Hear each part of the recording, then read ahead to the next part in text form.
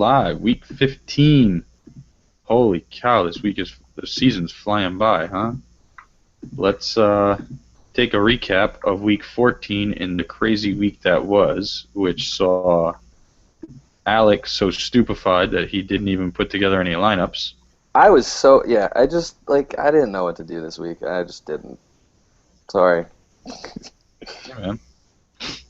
It happens. So let's take a look at Week 14. I'm going to click on our Week 14 picks here, and starting from the top, we had Steve Smith and Jarvis Landry.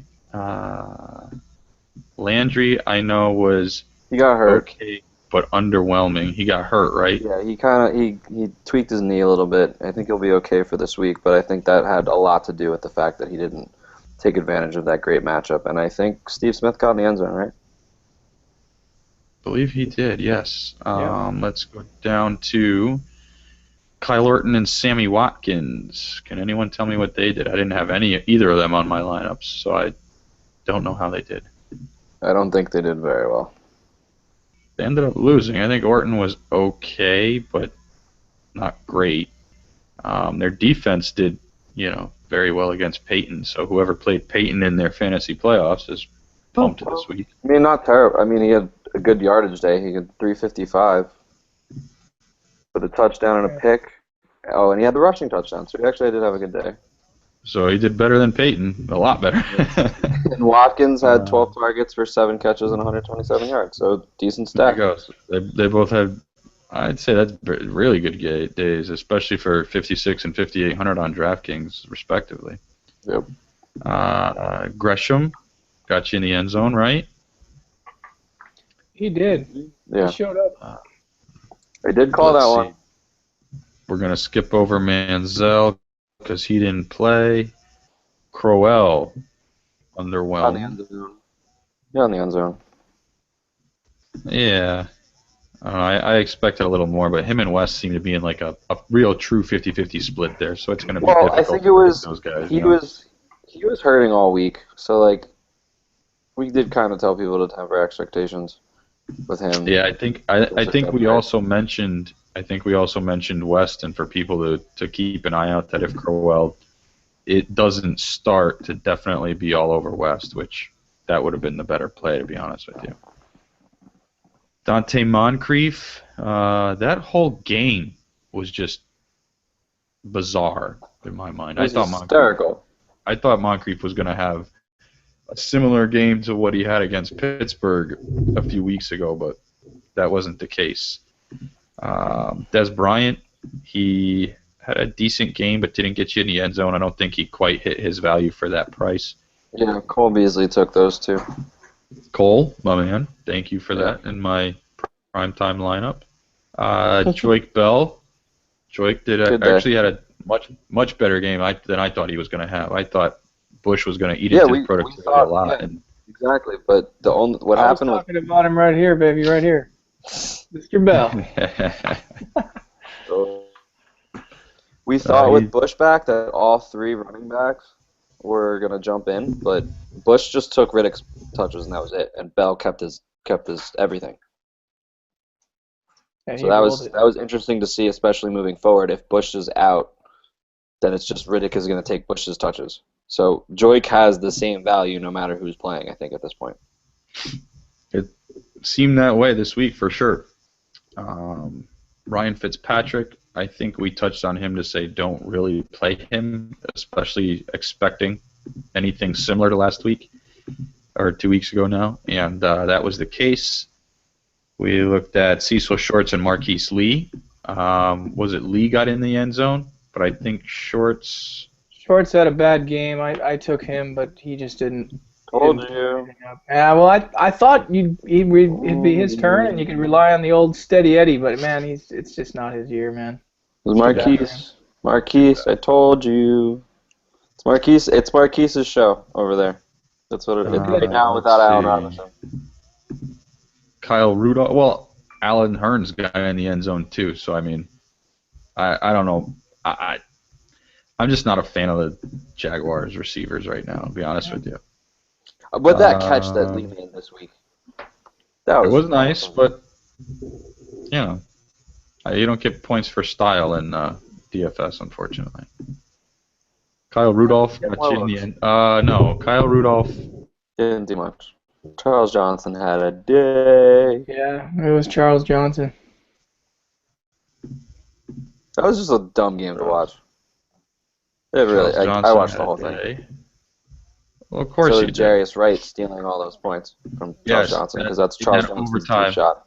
In that overtime, I was heated. I thought that was more points, more opportunities for Johnson, and it ended as quickly as my hopes got up. And the fumble on the goal line, I was like, that's Charles Johnson. Yeah. Zone. And then it was like, wait, Charles Johnson didn't get in the end zone? What just happened? No, he fumbled at the 1. So not only did he not get you those 6 points, but he got you minus points in most of these leagues, most of these sites for the fumble as well. So that was frustrating. But overall, great day, especially for that price point. Eli Manning was okay, not great. Zach Mettenberger, blech. Delanie Walker, blech. Got hurt again. Delanie Walker. I want to touch on Delanie because you're angry. When Jake Locker got in there, who did Locker go to? Like two or three targets, which Zach Mettenberger didn't look at all game. It was Delanie. So I think Delanie's correlation with Locker is like 1-to-1. If Mettenberger's in there, forget about it. Forget about that entire offense. I think Locker's the key to having any sort of value with those receivers, or especially Delanie Walker. Here's the way I see it from the past few weeks. If Mettenberger's starting, because he's going to be down and he's going to have to sling the rock, and you don't know where the ball is going. But with Locker, you're right. You know where he's going to try to throw the ball. It's usually Delanie. Yeah. Let's see. Yeah. Latavius Murray. Okay. Not great, but he wasn't expected tough to get defense. many touches. Did pretty well with them. He got you a lot of touches. Ryan Matthews got injured, didn't play most of the second half, so that hosed me as well. And Stedman Bailey didn't do much. Stedman Bailey didn't do anything. He was a tournament play anyway, so I mean, you knew you were getting high risk going in there. I played it in the regular fantasy playoffs. Still won though, so I'm okay. Let's see. All right, let's dive into some Week 15 picks, huh? How about we forget about last week? That's the great thing about DFS. Forget it. Cut your losses or roll in your gains. Whatever happened to you guys last week. Hopefully more guys won than lost. But let's dive right into our first game, Atlanta and Pittsburgh, for Week 15. We're going to look at the Atlanta side of the ball. They're hosting Pittsburgh. We're going to look at Matt Ryan and Roddy White. So Matt Ryan, 7,900 in FanDuel, 6,600 in DraftKings. Roddy, 7,000 in FanDuel, 58 in DraftKings. Alex, we've said it all year. You're a Matt Ryan fanboy. You love them. We know you love Julio, but we're not going to touch on him here because everybody knows Julio's. You saw what he did Monday night. Julio's Julio. Yeah, we did. If he plays, you can play him. So tell me, what about this matchup then makes you want to go for Matt Ryan again? The cornerbacks. I was reading during the week that Ike Taylor and who's their other guy? Something Gay, right? It's not Rudy. No, obviously it's not Rudy Gay. Hold on, let me look it up. I'll look it up. You keep going. All right, fine. So they've been getting lit up by wide receivers the past few weeks, and just it's one of those matchups where even if the Steelers score points, like Atlanta's at home, Atlanta's going to keep scoring points whether or not they have Julio in the lineup, especially if they have Julio. If Julio can go in this matchup against the Steelers, who just are getting obliterated right now by the wide receiver. All right, you're right, William Gay. So I was right. They're just giving up so many points to wide receivers. They've been, I think, I want to read the exact stat because it was really, really interesting. Something about, all right, so Julio. It was, sorry, I'm taking so long. All right, I can't find it, whatever. But the two of them are just giving up ridiculous amounts of yardages and just giving up free touchdowns against every wide receiver they face. So if Julio plays, you want to play Julio. If there's no Julio, Roddy's a great play this week also. And Matt Ryan is going to just take advantage of that, at home especially. They look good. The line looks... I want to just say that Roddy White's health plays a big part because he didn't get targeted for like the first 3 quarters of that game Monday night. And I think that's one of the reasons Julio went off. And you saw Roddy didn't even really go downfield until the fourth quarter when they needed him to, and that's when he caught like a 20-plus yard pass. So keep on injury report and just if he complains or if he's questionable up until game time, me personally, I'm not going to touch him. I'd rather, and if Julio's out, I think I'd rather even go with Harry Douglas over Roddy White. But that's me because I did have Roddy in a lineup this weekend, so I paid great attention to him, and that's really why. I noticed he had the injury, no production for the first half of the game, which completely sucked. So I would expect something similar this Sunday if that's the same type of injury, if he's the same status on the injury report. Here's the thing, though, that I noticed about the Falcons. Like the past 2 or 3 weeks, they're showing up. They beat still a great defense in Arizona. They really showed up against the Packers. Like, we did not expect that game to be as close as it was, and obviously Julio was a big reason for both of those games. But I think it goes back to when Ryan and Julio really took the time, I think it was 2-3 weeks ago, to really get their chemistry back together because Julio missed a lot of the offseason. And once they figured that out, the last 2 weeks, it's just looked beautiful. And if Julio is back in that lineup, you can roll Ryan and feel very good about it because when he's on page with Julio, he is, in my opinion, maybe a top 5 quarterback in the league. When he has time to throw the ball to Julio and they're on the same page, there's really not that much. There aren't better connections than that. I think that second part of what you said, him needing to be on the same page with Julio, but him being able to stand upright. You're finally seeing some continuity in their line week to week.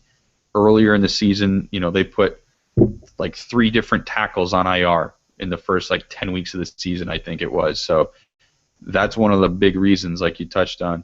Matt Ryan being able to stand upright in the pocket now gives him more time, gives the receivers time to exploit the zones, gives them time to get open, gives Ryan time to hit them and see them. So absolutely agree with you on that one. But enough time on Matt Ryan. Everybody knows how good he can be. Let's flip the switch to Martavis Bryant then on the other side of the field there. Johnny B. He's going for 6,800 in FanDuel, 4,800 in DraftKings. Do you like him this week going up against a defense that is, I think, if it's either second or the absolute last against the passer this year? I do. I like this guy a lot. I really like what he does. I mean, he's just a flyer down that field, man. He can hit that deep route. A lot of people could look at him like a boom-bust type of play this week, but he's in a dome, and I think we've already touched on the Atlanta side of the ball, and I just think Atlanta gives a lot to the run, and so I think with that, that's just going to open up more. You have to have safeties that are going to have to play touch and go with Le'Veon Bell. They can't really cheat too much, and that's exactly what a guy like this can do to you, where if you do not have anybody over the top on this guy, he is gone. And I think his price is pretty good as I'm looking that up right now. Let's see. 48. Yeah, I mean, 48. I mean, for the price, gosh, how do you not go with this guy right now? I know Antonio Bryant's going to be, or Brown is going to be, the play that is in everyone's mind. But you got to remember, I mean, hey, this guy can hit the home run, and it just seems like a dome is his way right now. It's going to set him up nice. And I think to touch on that speed thing, we saw Jordy Nelson. We saw them use the play action and get Jordy Nelson that deep touchdown down the middle. I mean, that should be copy and pasted for Martavis Bryant this week. They're going to be the safeties are going to have to creep up because Le'Veon Bell, I think, can easily destroy the Falcons. That play action is going to be wide open for Brown and for Bryant all day long. As the safety, one safety up in the box, one safety shading over Brown. Martavis Bryant should be open all day long. Should be open all day long. Words out of my mouth. What I was going to say was that if you compare the two duos of wide receivers from Green Bay to the Packers, I see Cobb and Brown kind of matching up a little bit more similarly with Nelson and Bryant, because Nelson and Bryant are the deep threats for their quarterbacks, and Brown and Cobb kind of work a little bit more out of the slot, a little bit more out of the intermediate routes. They did a very good job against Cobb. They actually really did, and they've shown that they're improving. They shut him down. But that deep shot is open. That shot in the red zone for a bigger target like Martavis versus Antonio Brown is another advantage. There's an argument to be made that Martavis Bryant could score more points than Antonio Brown this week. I think it's realistic, but I mean, obviously it's not likely because it is Antonio Brown. He's a PPR monster. But there is that chance that Martavis Bryant can just go off at any time, and especially in this matchup, right. that it's so juicy. Atlanta will give him something. I just don't know how much. Okay, so let's move on from that game then and let's touch on Carolina and Tampa. Carolina, obviously with the recent news, Cam Newton not starting, so let's look at Derek Anderson coming in at 5,000 on FanDuel, 5,000 on DraftKings, so bare bones there. Kelvin Benjamin as well, 7,600 on FanDuel, 6,200 on DraftKings. I know, Alex, in particular, you love Anderson this week. I don't. I will avoid Anderson like the play that hit. So in 60 seconds, tell me why I'm wrong. Because the only other game he started this season, he played the Buccaneers, and he scored 18 points. He had 230 yards and 2 touchdowns. And at 5,000, that's all you need from Derek Anderson. That's it. And this time, I think they're at home, correct? This time they're at home. Last time was in Tampa. He's shown that he is able to hit Kelvin, which is another reason why I like Kelvin. Kelvin had his first original breakout game with Derek Anderson under center. They look like they've kind of figured some things out a little bit offensively by just smacking the Saints last week, especially going at home with Stewart looking like he actually can run the ball. I mean, I don't believe that's going to happen again, but at least it gives aid to that offensive attack that they have to respect Jonathan Stewart this week, which will allow a little bit more through the air for Derek Anderson. And I just like the fact that you only need 15 points for value, and you can save so much money and just stack the rest of your lineup. So that's a big reason why I like Derek Anderson this week.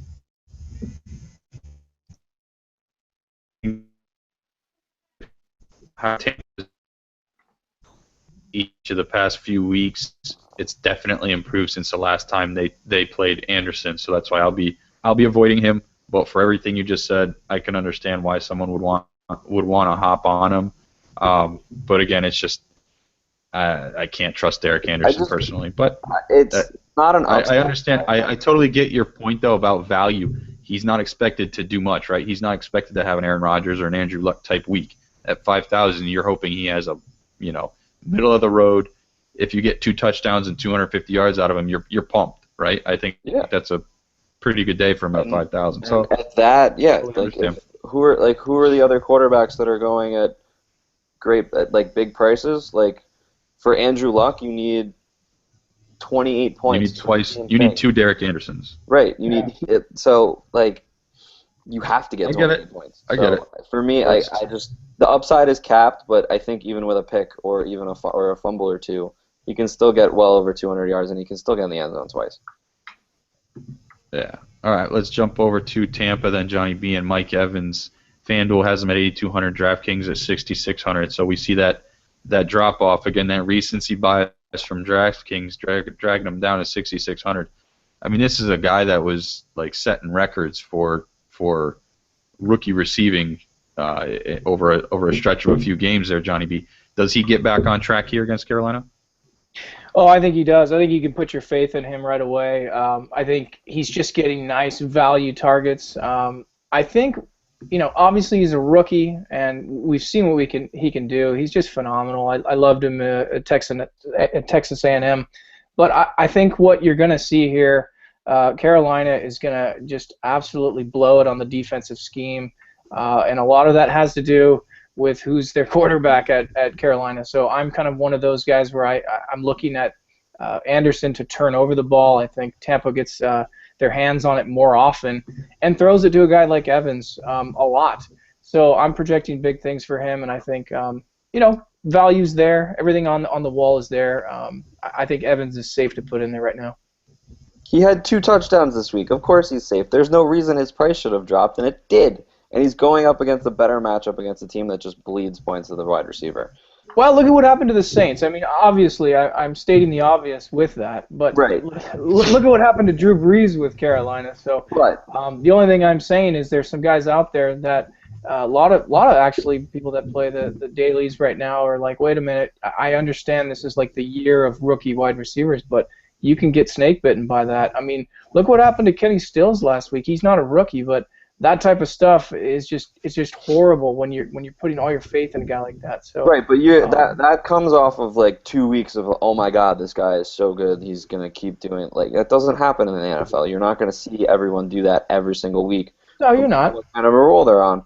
But for a guy that's dropping in his price, who for 3 weeks straight after that ridiculous run he went on, has had pretty much consistently 4 catches for 45 yards with 3 touchdowns. Tons of targets too. Look, week 11, he had 9 targets. He went to 11 targets, back to 9, back to 11. So obviously he's getting the targets. And he caught one of his touchdowns like over here. Like, do you really not think he's gonna get in the end zone this week? Because I know for a fact he will be in the end zone this week. Oh yeah, no, for sure. I love it this week. Mark, what do you think, real quick? No, I agree. I mean, I looked up his stats real quick, and he's under 50 yards in each of the last 3 weeks. But he's played Chicago with a cover 2D, or not even a cover 2D anymore. Chicago, which that was crappy weather, I think, that game, if I remember correctly. Cincy, whose pass defense is actually pretty decent, and then Detroit, whose pass rush is one of the best in the league. So, I think I like him to get in the end zone this week. I agree with Alex.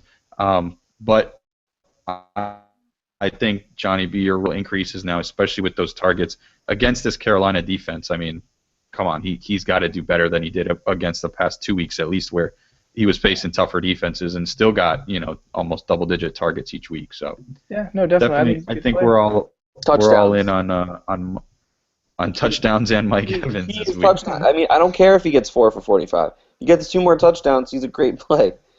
He can get 2 touchdowns on 4 catches. He still got it. Moving on to Jay Cutler here. We're going to look at the Bears and the Saints. Cutler, 8,600 on FanDuel, 7,500 on DraftKings. Without Brandon Marshall, he now has to force the ball to Alshon Jeffrey repeatedly and Martellus Bennett. Marcus Wilson. Alex, why am I looking at Jay Cutler this week? Because the Saints just looked so horrible last week, and that bad of a performance isn't fixed in 1 week unless you're the Patriots, and they're not the Patriots right now. They're not. They are in second place in their division, in a division that is not over 500 yet. So I don't know. Like, Chicago looked pretty decent against the Cowboys in terms of fantasy production. Cutler had a great day last time, and he lost Marshall pretty early. Forced the ball to Alshon a lot. He got the ball to Forte and Bennett. And I think now that people I've kind of had Marcus Wilson on my watch list all year. He's a guy that can come in and produce. He could have gone a lot higher in the draft. He obviously went in the 7th round, but he had that incident with Mike Leach, so he kind of quit the team and then got drafted real late, and people kind of forgot about his talent.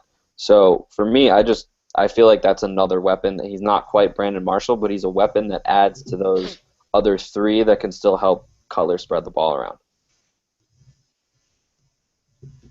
I like it. Okay. I mean, you're right. You got to look at his ability to dump off, which he can do very well. Obviously, Forte, one of the best, pass-catching running backs in the league as well. So Marshall being down is definitely a huge hit, but that hasn't stopped. I don't think that stopped him in the past from still forcing the ball into receivers he's and even dumping it off. So his fantasy value is still there. Now, some guy I know that you like as well. You've been preaching about him all year, but I'm going to throw this to Johnny B.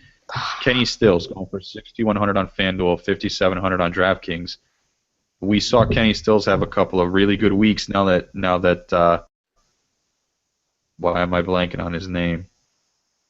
You're talking about Brandon Cooks? Their rookie receiver. Brandon Cooks. Thank you, Brandon Cooks. Now that Brandon Cooks is gone for the year, does Kenny Stills keep that up against Chicago? I'm staying away. I'm really sad to say it because I like the matchup on paper. I think it is good there on the surface, but I'm not trusting a Drew Brees right now, and he's away. He's at Chicago. Not liking it. I wish, man, because I think Stills is a phenomenal receiver, and we've seen what he can do. But I think this is something where you pass the buck and you look at what other values are out there. Kurt made an interesting comment to me earlier. Was that A, Meacham's back and healthy, and B, well, this one I read on my own. Nick Toon played more snaps than Kenny Stills last week. And it's gonna be Jimmy Graham. I mean, Jimmy Graham's gonna be the vacuum cleaner. I know we're not talking about tight ends right now, but the thing is Stills is gonna be forgettable. I just think you gotta stay away. Smart money says stay away. I don't know. I think if the Saints were smart, Stills' snap count goes back and he becomes that threat at wide receiver that they need. But I don't know what's going on in New Orleans right now. There's something wrong there. You know what's going to happen to New Orleans? I'll tell you right now. Marcus Colston emerges and goes for like three tugs and 200 yards. That's the kind of season New Orleans will finish with. No, I mean I don't know. That's a really tough one with Stills. No, the quintessential New Orleans Saints end of season would be Nick Toon goes for 200 yards this week, and then the week after Meacham gets 200, and Jed Collins or Jed Hill or whoever their fullback is gets a touchdown in each game. So to touch on what you said about Stills and Toon getting more snaps than him last week, the same thing happened 2 weeks ago in Pittsburgh, and Stills still had that big catch for a touchdown. So there's still that deep play potential, which you've talked about earlier in the season, Alex. But I think I agree with you guys. Meacham coming back healthy and Toon actually getting more snaps, I think definitely both of that cuts into Stills' value. So tough to call on him this week. Let's skip to our next game, Cleveland and Cincy. It's finally here, ladies and gentlemen. We're going to see Johnny effing Football start against the Bengals. 6,700 in FanDuel, 5,900 in DraftKings. Give me that. I freaking love it all day long. I want one. I want one for my room. Yeah. No, not really. Yeah. I actually didn't. We're all in the spot. I used to not like him, and then I watched him 2 weeks ago, and I fell in love all over again. I think we're all in the same spot. I don't think we really need to dive in. I think we all want Johnny to start. He's going to give him a fresh look, use his legs, get you those rushing yards as well. Love him. Instead, Alex, I'm going to throw Isaiah Crowell at you, going for 6,500 in FanDuel, 4,900 in DraftKings. Do you think he has with that 50-50 split, do you think Crowell continues that 50-50 split? I can't hear you. Sorry. Our internet connection is not great today. I've been missing a lot of stuff. Yeah, connection sucks today. But can you hear me now? Because we're doing it on a Wednesday. Serves us right. Yeah. Oh, well. He's talking about Crowell, Alex. Crowell, thank you. Right, so I'm going to give you the same point that I made last week, I think, when we were talking about Johnny Football. The added benefit of a running quarterback for a running back cannot be understated. That's why guys like in the past, when they actually ran the ball in San Francisco, Frank Gore has been great. Marshawn Lynch this season has been great. Even the Jets running game with the added threat of running, they've been pretty good. That added threat for the quarterback to run doesn't let them stack as many defenders in the box to stop a running back. And Crowell has had plenty of success with a quarterback such as Hoyer. Imagine what kind of success he can have if Manziel starts breaking a few runs, and Crowell has less defenders to worry about. So that is my take on Crowell. If he gets the snaps, Crowell's going to have a big, big day because he has extra space to take away so much attention from him. Okay. I think that's in my opinion. In terms of just quarterback play, they're probably right. Hoyer is probably the better quarterback, and that's why he stayed in longer. But I think what they mean by that spark is it's going to open up the offense. It's not that he's going to make better decisions or make better play. They're going to look better, but it's not he's going to be more effective. It's going to open up a lot of different things for them that they haven't really been able to do with Hoyer under center. Right.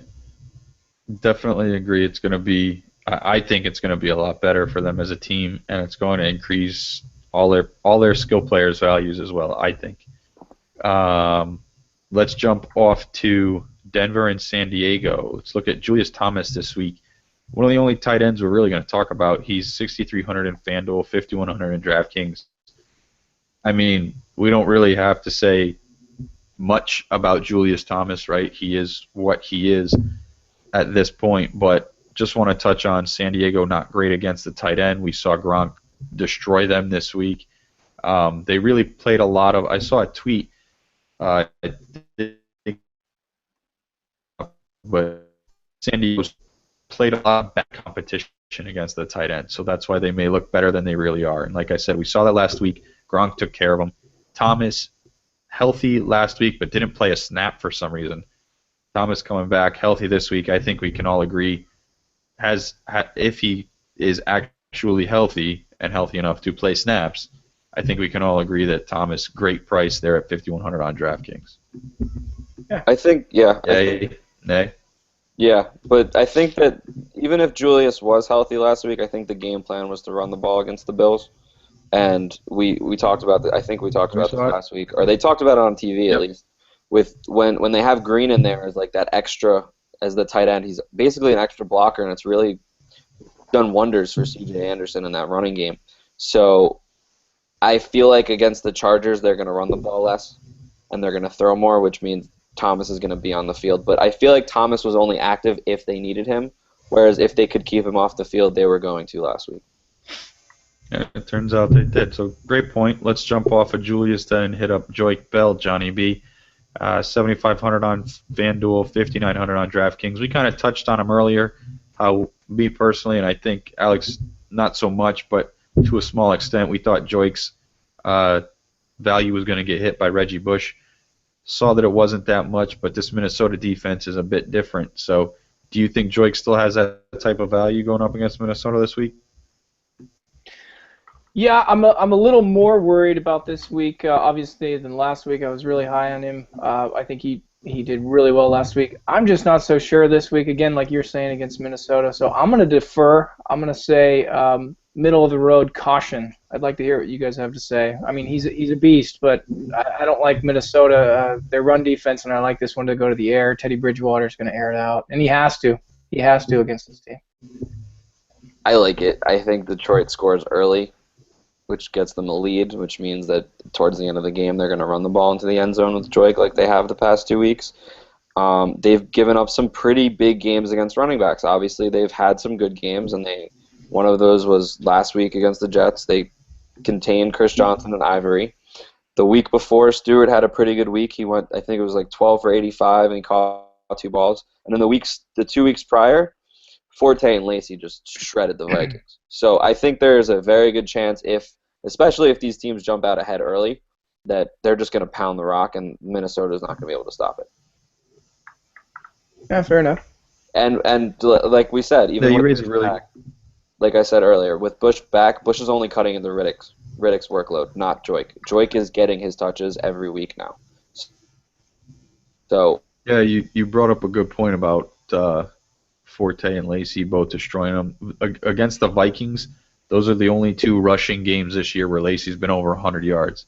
So I think there may be other options out there, and maybe in tomorrow's show we can get into a name game with Joique Bell. But at that price in DraftKings anyway, 5,900, pretty good price point for Joique. He's just one of those guys that you know is going to get targets. He's going to catch the ball. He's going to get goal line looks, and he's going to get enough rushing attempts to at least get you 50 yards. Like, that's just 5 points here, 5 to 10 points from catching the ball in the end zone. It all adds up, and for that price, it's a great look. Yeah, that it does. So let's move on to our next game, Houston and Indy. Let's look at DeAndre Hopkins first, going for 7,300 on FanDuel, 6,100 on DraftKings. Johnny B, don't punt this one. Tell me about DeAndre Hopkins. How do you like him this week? Plug him in, baby. I don't have a whole lot to say about him other than just play him. Watch this guy run. This is gonna be just. I mean, red skies at night. You know that song. This is just. I mean, balls are gonna be flying to this guy. Love Hopkins.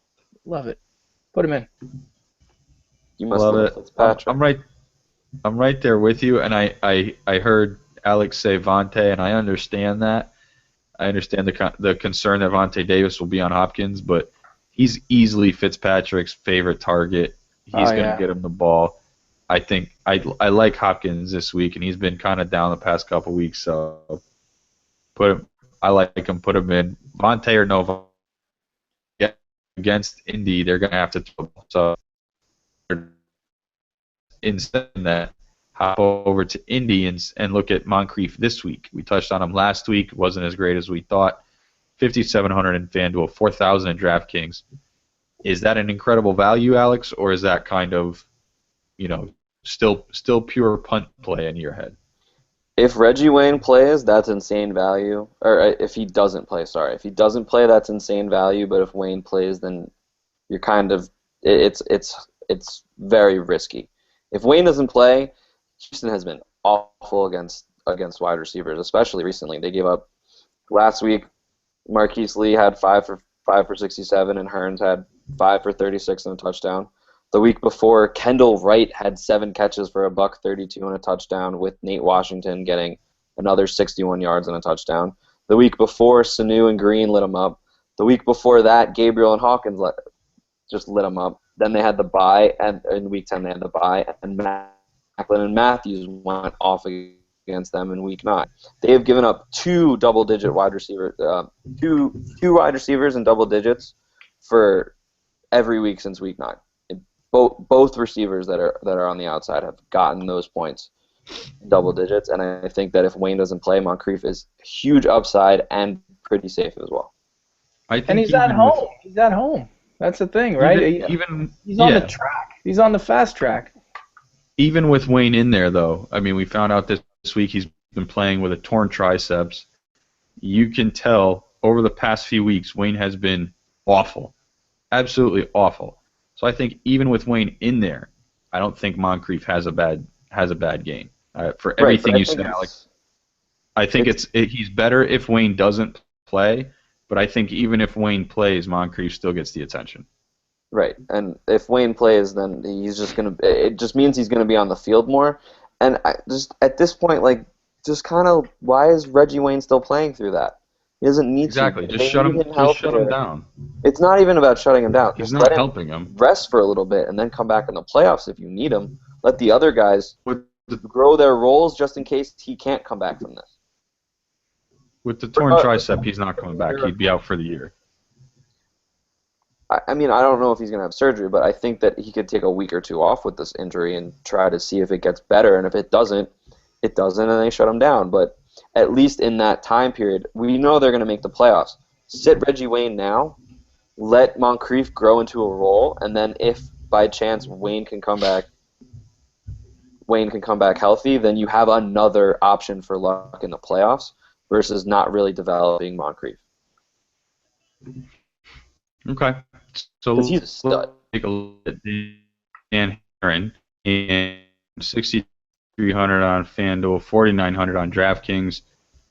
Up against Houston, we've seen Haren do some things in the past couple weeks. He's been productive. Does he keep that up, or does he finally get shut down going up against Houston? Me? Johnny B. Oh. I'm sorry. Who? I'm sorry, Mark. I'm having a hard time hearing you. Say that again. Dan Haren. Dan Haren at home. Yes, I like him. I know Houston. They got a good defense, right? But here's the thing. Anytime Indy's at home, I just think it elevates everybody on the team.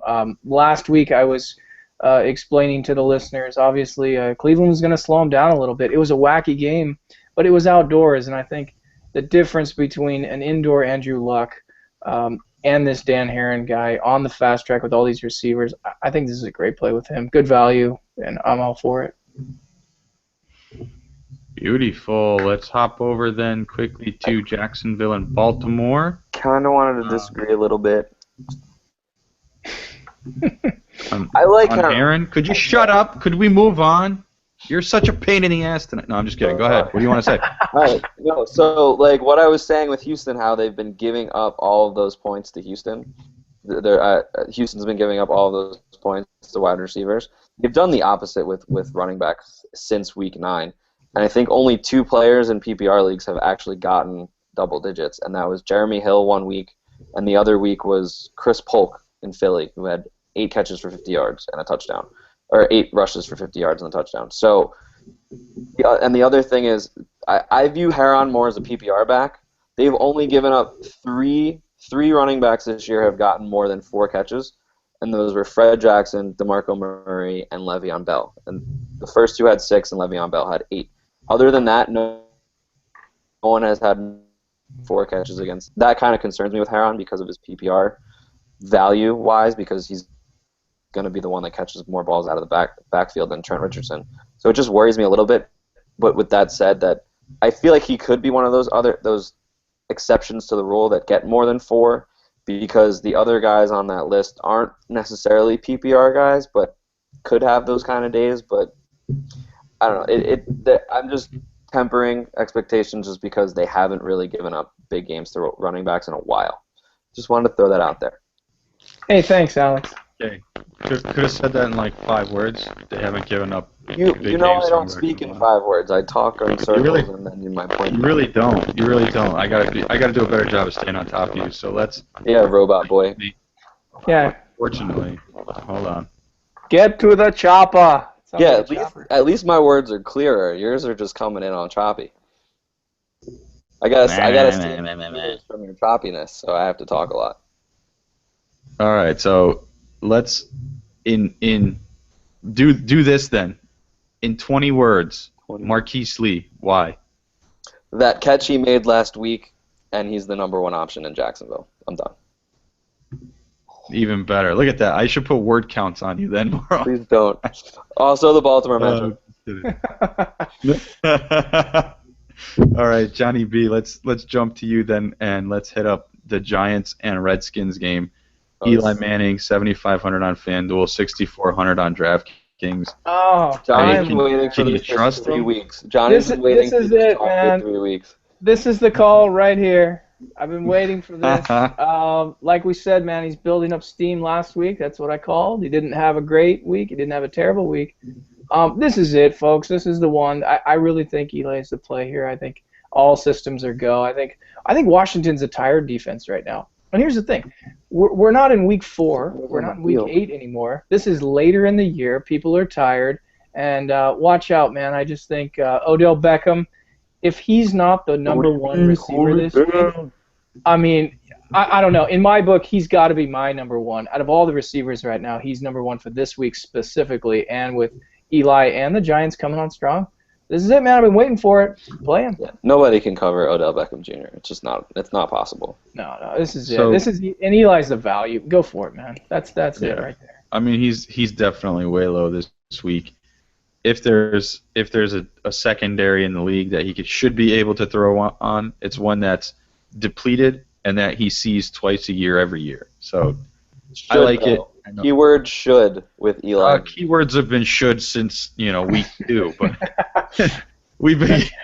it's been a tough year. But I like Johnny B's enthusiasm. I love it. So big on Eli this week. Now Rashad Jennings at 7,200 on FanDuel, 5,900 on DraftKings. Alex, we saw him this week. We were told he was going to be eased back in, which I warned people on Sunday. Whoever asked, I thought Andre Williams was still a go. Start him. Because Jennings being quote-unquote eased back in meant if Williams sucks enough, Jennings was going to come in then. But until that happened, Jennings wasn't coming in. And that's pretty much what you saw. If we find out he heals up, let's say he practices in full Friday and Saturday, then, Alex, do you like Rashad better this week? Yeah. PPR monster. He's a PPR monster. Honestly, the reason that I didn't play last week is I had a lineup ready to go, but Rashad Jennings worried me, and I just didn't want to play Andre Williams, so I didn't put my lineup in. That was it. Rashad Jennings is one of my favorite PPR backs in the league this year. I don't like the Giants very much, other than Odell Beckham Jr., but I really like Rashad and the potential he has in PPR. And we saw that 2 weeks ago when he caught all of those balls out of the backfield. He is so good catching the ball and so good running with it when he gets the ball. He's at this price, it's a joke. It worries me the split that Andre Williams is going to cut into it. But at the same time, even if he does, Rashad Jennings is still going to catch the ball as long as he's on the field. So I think to touch on the Williams concern, I think it's really only a concern if they're going to be running the ball a lot, which I don't think they're going to do because Washington's rush D is actually pretty decent. So I think all the Rashad yards or the majority of the Rashad yards are going to come through the air. Exactly what you said. He catches the ball very well. Williams doesn't do that. We saw him catch a couple of balls, but they were on wide open swing passes. He has hands like this. He does this. Yes. Missed it. And Rashad doesn't do that. I like Rashad as a play this week. I absolutely agree with you. The other thing I like about Rashad, look at his touchdown runs 2 weeks ago against Jacksonville. The second one, he went through like 7 guys. Yeah. He's a monster when healthy, and he just hasn't really been able to be healthy a lot this year, and we really haven't been able to take advantage of it, and that's why his price is down here. But Rashad Jennings is not a running back that deserves this price. He was beast a couple weeks ago. So let's hop off Rashad then. We're both high on him. Let's flip over to Alfred Morris. The Skins back going up against the G-Men. 7,000 on FanDuel, 5,000 on DraftKings. Johnny B, talk to me about Alfred Morris. I'll give you my opinion real quick. The only way I'm playing him is if RG3 is under center. You just stole my point.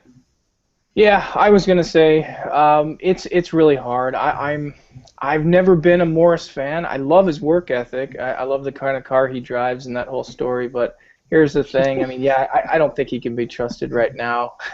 I think he's got to be here's the thing. He's got to be like in the top 10 or 12 running backs this week. He's just not going to make my lineup, and I'd love to hear what you guys have to say. RG3. It's the same point I made with Manziel. This is why I've been making the Manziel point, because Alfred Morris with RG3 under center, even though for some reason RG3 can't run the ball anymore, defenses still respect his ability to run the ball, which thus makes Alfred Morris a better running back because less people are focused on him, and he has better games. I've been saying this for a while, that the comment that they made when it was Washington versus Dallas on, I believe it was, yards per carry are double what with Griffin than they are without Griffin. He's a better running back. He's a more complete running back. Also, no Halou means he might get some targets, and he's going to get a couple extra catches to add some points. Absolutely agree. Love it. Now, someone I tossed in there real late, Pierre Garcon, 6,000 on FanDuel, 4,800 on DraftKings, and I'll throw in 2 caveats out there. These have to happen in order for me to play him. Deshaun Jackson not there, and more than likely, again, RG3 under center. Deshaun Jackson not there. We saw Garcon get some targets finally this past week, but with RG3 throwing the ball, he gets a lot more targets, period, regardless of if Deshaun Jackson's there. If both of those things happen this week, the RG3 start and Deshaun not there, I'm definitely putting Garcon in the lineup. So I'd love to hear Johnny B. What do you have to think about Garcon this week? Yeah, it's what everybody's saying. It's what you guys have said. We don't know who the heck's going to start for the quarterback, if Deshaun's ready, like everything you guys have said. I mean, if those things all align, I think he's due. I think Garcon has to be due. So it's only a matter of time. It's just for me personally, I'm gonna pass on him. But he is due.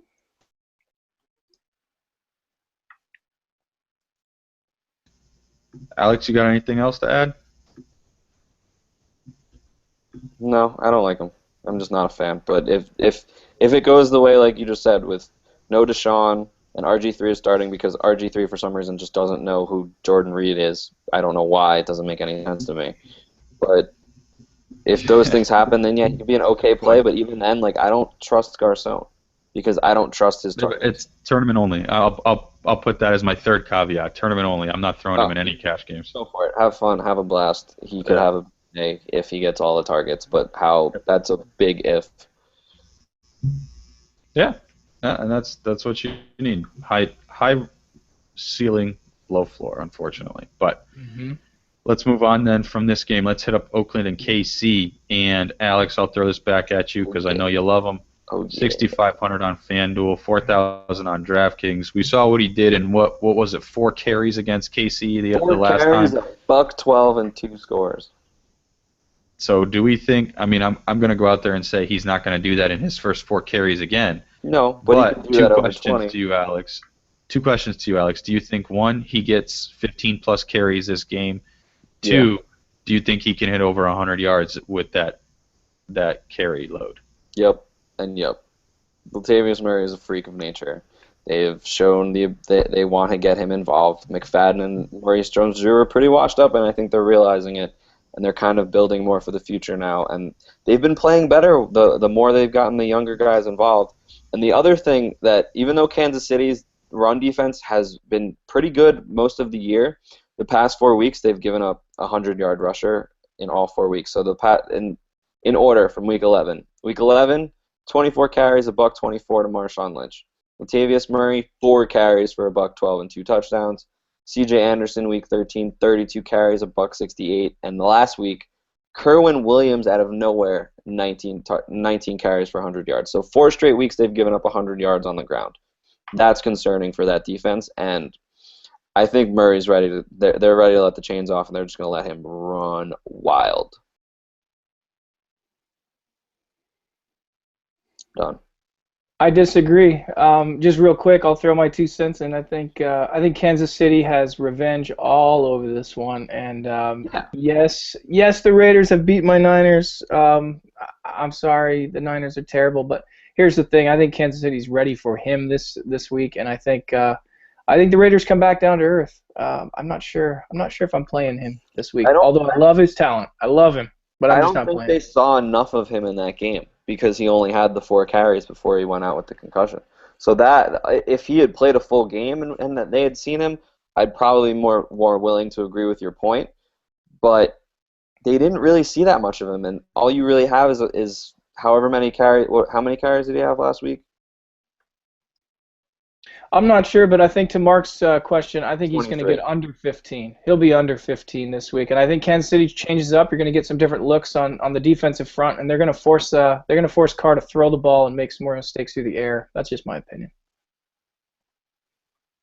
I think that they realize what kind of a weapon he is. So even if he doesn't get more than 15 carries, they're going to throw him the ball because he does have good hands, and we haven't really seen that yet. But he does have that ability to catch balls and do more with that. Mark, you're on mute. You're trying to talk right now.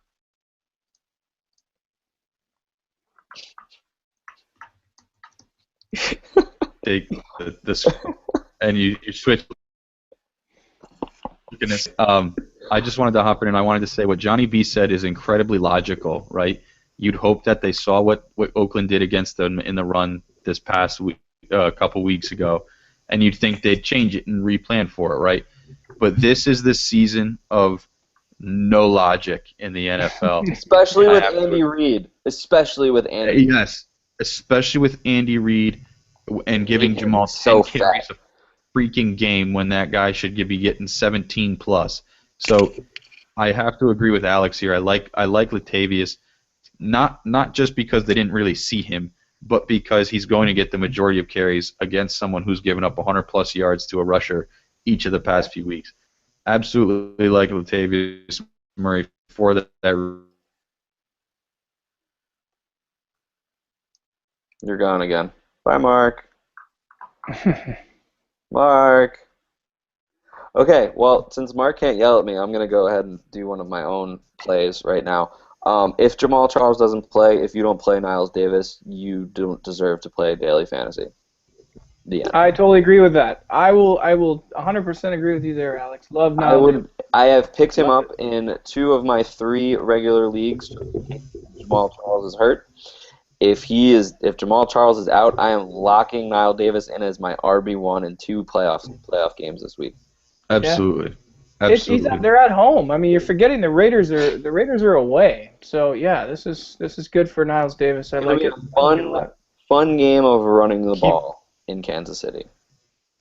Yeah. Keep in mind, though, Jamal did come back into the game and played most of that game, albeit hurt, but he did come back in, so I don't think they're going to be holding him out. They may hold him out of practice until Saturday or Friday, but I don't think he'll be sitting unless he does something to really injure that foot. Knile Davis is more than welcome to a spot on my bench. He's just going to chill there. Yeah, he'll keep it warm. He'll keep it warm for all of us. It's fine. He'll keep it warm, and when he's ready to go, he'll jump in. So let's jump over then. We got 2 people left. I want to touch on somebody who you just mentioned that I missed. I missed earlier, so I just went in and added him in. Kerwin Williams. Yeah. Going up against St. Louis, 5,300 in FanDuel, 3,500 in DraftKings. I remember now I didn't include him because he's going up against St. Louis. Yeah, that's incredibly tough matchup. Definitely sent you his name, but I wanted to talk about him because A, he's not starting, and B, it's the Rams. So like, I'm worried about both running. I'm worried about offense in this game. If you want to play either defense, go ahead, have fun. They're gonna have a good day. But in terms of offense, both quarterbacks could struggle. Both running games could struggle. This game could have like 30 punts. Gonna be fun. Or 12 turnovers. I'd rather see 12 turnovers just because it would be hysterical to watch that game with 12 turnovers as opposed to 30 punts. But regardless, this isn't going to be a very offensive game, so that's the only reason that I wouldn't recommend him, even though he's going to get touches and he's going to get yards. Good to mention, though, because you will see those people out there that saw what he did last week and think, oh, he's a great play this week, and just putting him out there to warn you guys. He was playing the Chiefs again. Great play. He was playing somebody else. Great play. Not the Rams right now. Right. So let's hop to our last guy, someone else that I added in late here. Delanie Walker, 5,300 in FanDuel, 4,400 in DraftKings. Going up against the Jets, we talk about him every week. Tough, you know, not great against the tight end. But again, I'll say this. I said it when we were reviewing last week. If Jake Locker plays, Delanie is definitely in my top 5 for tight end. If Jake Locker doesn't start, I'm questionable if you even putting Delanie Walker in my top 10. So direct correlation in my view between Locker and Walker. So go ahead, Johnny. Oh, I was just gonna say this is a slam dunk. I mean, this is a Kobe Bryant slam dunk, and he's still doing those. But here's the thing. I mean, I have Walker in all my leagues right now. I have the first round bye in a couple leagues, and I've just been waiting for this matchup because it's against the Jets. The Jets. And so, you know, we'll go ahead and say, Mr. Walker, this is a slam dunk play, buddy. You got to put him in. And top 5, Mark, he could even be in the top 3. So watch out, man. He's gonna have a game. I will say only if Locker starts. I need to say one thing about this game. Yes, we're on paper, Delanie Walker should have a field day, but we're talking about 2 teams that don't want to win right now.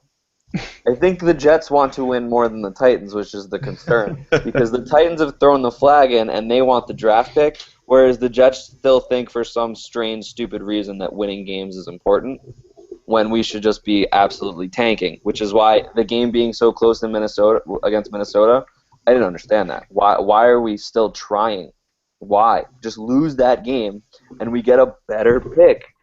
Both teams are going to – all right, this is how I see the game going. Both teams are going to try so hard to lose that nothing's going to happen and somebody's just going to score a field goal and the game's going to end. Yeah, like that's it. Like somebody's going to accidentally score a field goal and it's going to be a 3-0 game to whoever does. Yeah, I mean – All right, we gave our thoughts. I still think Delanie is a direct correlation with Locker. If he doesn't, if Mettenberger starts, regardless of how good or bad the Jets have been against the tight end, Mettenberger still has to throw him the ball. And we saw that the Giants aren't great against the tight end, and we saw Walker get nothing. So I know. Again, I think complete correlation with Locker there, and I agree with Alex though. I could see the Jets winning this and stuffing the Titans on D and just ruining their draft pick status for all their Or fans to hate the them even other way more. around entirely. This is the ridiculous Slam beauty of dunk! this game.